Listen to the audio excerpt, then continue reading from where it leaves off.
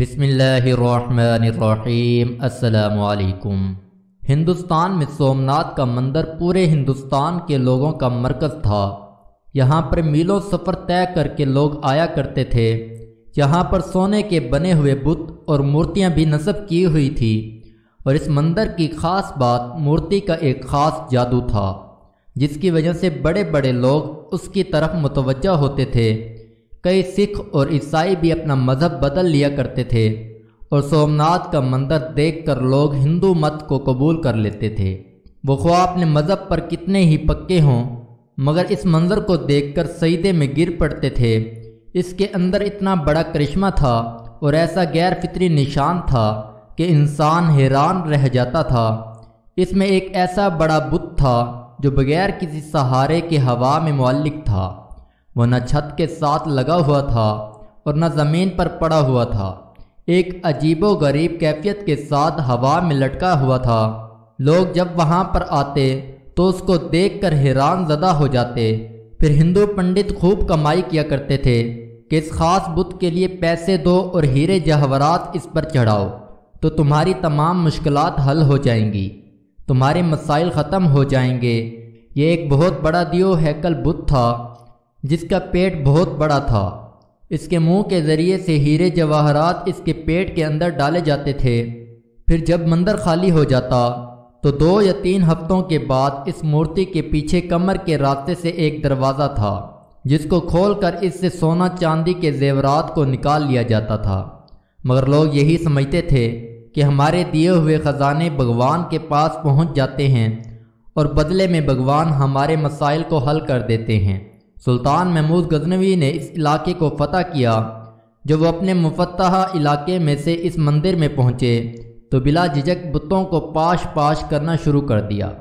بڑی کلہاڑیوں سے بتوں کو گرایا جا رہا تھا، اور سلطان محمود غزنوی بھی تلوار سے بتوں پر وار کر رہے تھے۔ ابھی آدھا مندری ہی بتوں سے پاک ہوا تھا کہ بقایا کو دوسرے دن پر چھوڑ دیا گیا۔ دوسرے دن تمام ہندوستان کے بڑے بڑے پجاری اور پنڈت مل کر سلطان محمود غزنوی کے پاس حاضر ہوئے اور بڑے اتحاد کے ساتھ، بڑی لجاجت کے ساتھ اور درخواست پیش کرتے ہوئے کہا کہ اس علاقے پر آپ ہی قبضہ رکھیں، مگر ہمارے اس بت کو مت توڑیے۔ اس کے بدلے میں ہم آپ کو پورے ہندوستان کی دولت دینے پر آمادہ ہیں۔ سلطان محمود غزنوی کا ایک وزیر آپ کے قریب آیا اور کہنے لگا کہ یہ پیشکش بہت بڑی ہے، کیونکہ ہم نے بہت سارے بتوں کو توڑ دیا ہے، صرف ایک بت کو چھوڑ دینے میں کوئی حرج نہیں۔ آپ اس پر ضرور غور کیجیے، کیونکہ جو مال و دولت آپ کو ملے گا اس سے ہمارے دین اسلام کی حکومت بہت آسانی سے مستحکم ہو جائے گی۔ سلطان محمود غزنوی نے ان ہندو پنڈتوں کو کوئی جواب نہ دیا۔ دوسرے دن اپنے ساتھ ماہر طبیعت یعنی ماہر سائنسدان البیرونی کو لے کر مندر میں پہنچے، کیونکہ آپ اس معمہ کو حل کرنا چاہتے تھے۔ جب آپ وہاں تشریف لے گئے تو بت کو چاروں طرف سے گھوم کر دیکھا۔ کوئی پتلی چیز یا کوئی بھاری چیز یا کوئی معمولی سا سہارا بھی نظر نہ آیا جس پر بت کو ٹھہرایا گیا ہو یا جس کے ذریعے سے بت کو ہوا میں لٹکایا گیا ہو۔ سلطان بہت حیران ہوئے اور البیرونی کو ذمہ لگایا کہ آپ اس کا معائنہ کریں اور اس کی وجہ ڈھونڈیں کہ اس بت کو ہوا میں کس طرح ٹھہرایا گیا ہے۔ عجیب و غریب سماج بن چکا تھا۔ بہت سارے وزیر اور سلطان محمود غزنوی بھی وہاں بیٹھ کر دیکھ رہے تھے کہ آخر اس کی وجہ کیا ہو سکتی ہے۔ البیرونی بھی پکے سچے مسلمان تھے۔ انہوں نے بڑے غور و خوض سے بت کو دیکھنا شروع کیا، قریب جا کر بت کو چھو کر بھی دیکھا اور چاروں طرف سے بغور دیکھتے بھی رہے۔ آخر کار ان کی سمجھ میں یہ راز آ گیا اور وہ بڑی فاتحانہ مسکراہٹ لے کر بادشاہ کے سامنے حاضر ہوئے اور بڑے ہی ادب سے عرض کیا، حضور، اس بت کے دائیں جانب دیوار کے اوپر والی اینٹیں اگر نکال دی جائیں تو آپ کے سامنے اس کا معاملہ حل ہو جائے گا۔ سلطان، جو کافی دیر سے تحقیق ہوتے ہوئے دیکھ رہا تھا، وہ گہری سوچ میں پڑ گیا اور اپنے ایک وزیر کو حکم دیا کہ جن اینٹوں کی طرف البیرونی نے اشارہ کیا ہے وہ فوراً نکال دی جائیں۔ جیسے ہی اینٹیں نکلیں تو بت کا راز فاش ہو گیا، کیونکہ دائیں طرف والی دیوار سے اینٹیں نکالی گئی تو بت دائیں جانب سے زمین کی طرف جھک گیا۔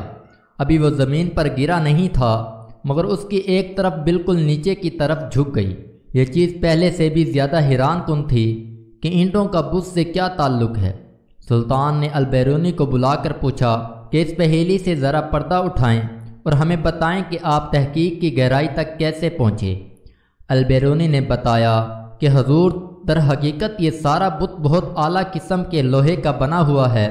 یہ ایسا بت ہے جو مقناطیس کی طرف خوب کھینچتا ہے، پھر اس کے وزن کے عین مطابق مقناطیسوں کو دیوار کے اینٹوں کے اندر خوب بھر دیا گیا ہے، یعنی اینٹوں کے اندر مٹی کی بجائے مقناطیس رکھ دیا گیا ہے۔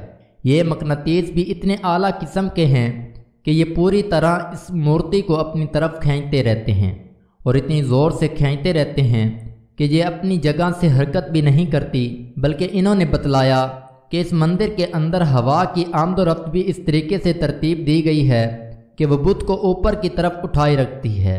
اس تحقیق سے معلوم ہو گیا کہ وہ کون سی ٹیکنیک تھی جس کے ذریعے جادو دکھا کر ہندوستان کے ہزاروں لوگوں کو گمراہ کیا گیا اور ان کو باطل کی گہرائیوں میں ڈال دیا گیا۔ سلطان محمود غزنوی نے اس بت کو توڑ دینے کا حکم دیا اور بڑے بڑے طاقتور سپاہیوں کا ذمہ لگایا کہ وہ اپنی پوری قوت کے ساتھ اس بت کو ٹکڑے ٹکڑے کر دیں، حتیٰ کہ اس کا نام و نشان بھی ختم ہو جائے۔ پیارے دوستو، مزید اس طرح کی ویڈیوز کو دیکھنے کے لیے ہمارے چینل کو سبسکرائب کر لیں۔ جزاک اللہ، شکریہ۔